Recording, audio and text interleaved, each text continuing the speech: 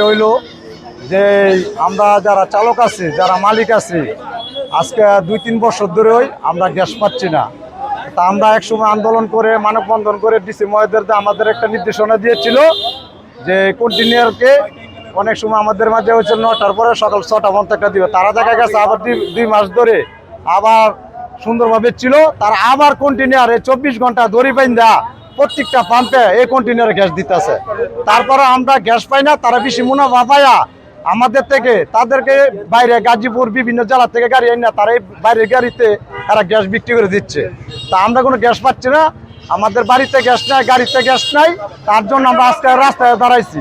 আমাদের এই অবস্থান, আমরা যদি এই আজকে মানববন্ধন করতেছি, আমরা ডিসি মহোদয়কে আবার জানাবো, স্মারকলিপি দিব।